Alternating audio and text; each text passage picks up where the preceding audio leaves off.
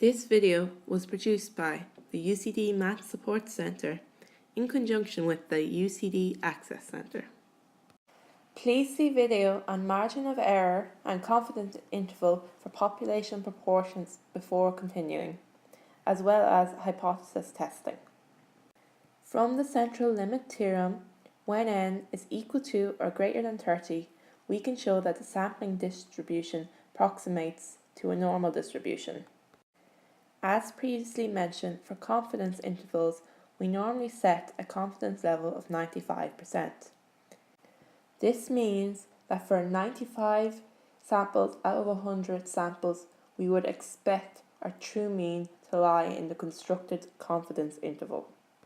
For the normal distribution, 95% of the population lies within 1.96 standard deviations of the mean. We will use this when developing our confidence interval for the mean. The error we use for the confidence interval of the mean is the standard error of the mean. This is denoted by sigma subscript x bar and is equal to the standard deviation divided by the square root of n. Putting all these elements together, we'll get the 95% confidence interval for the mean.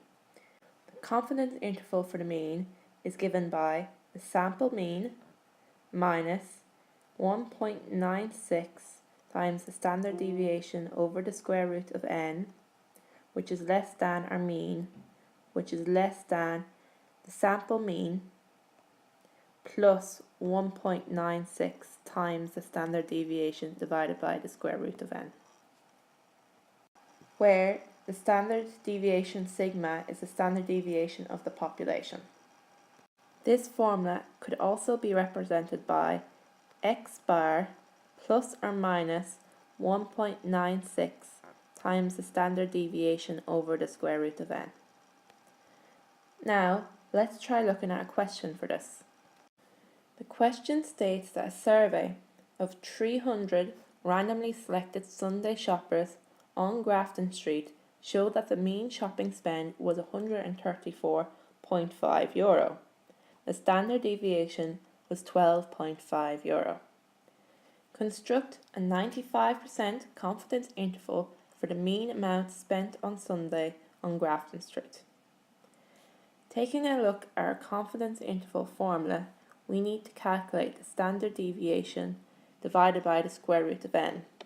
In this case, our standard deviation is €12.5 and n is our sample size. So in this case, our sample size is the 300 shoppers randomly selected. Sigma divided by the square root of n is equal to 12.5 divided by the square root of 300.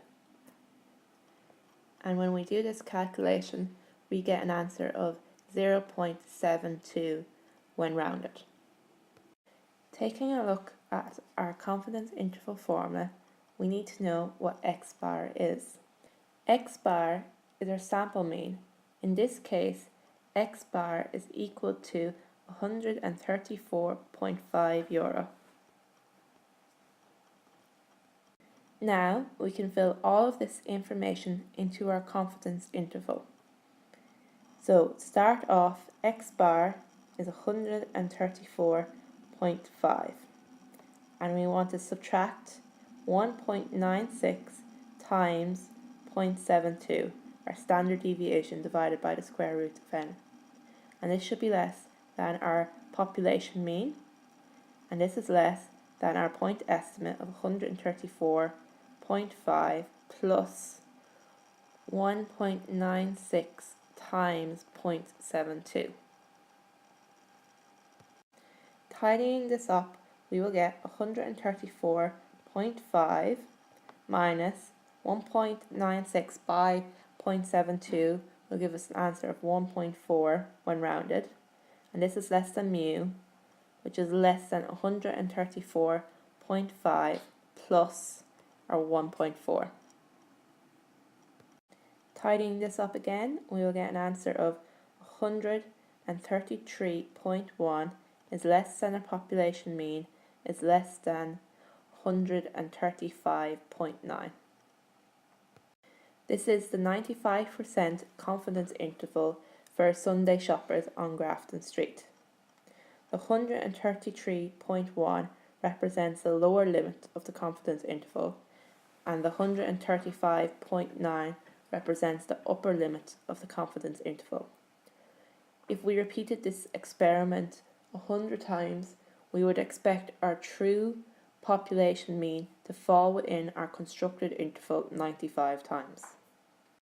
This concludes the discussion on the confidence interval for the mean.